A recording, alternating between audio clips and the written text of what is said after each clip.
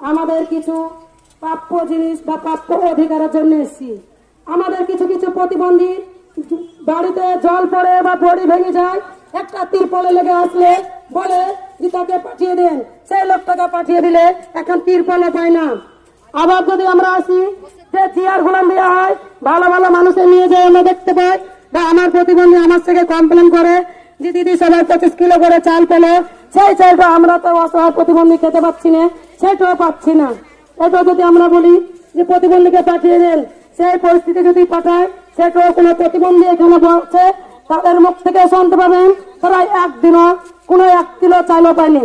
সেদিনকে আমাদের বিডিও সাহেবের কাছে এসেছিলাম, উনি 50 টাকা আমাদের কম্বল দিয়েছিল।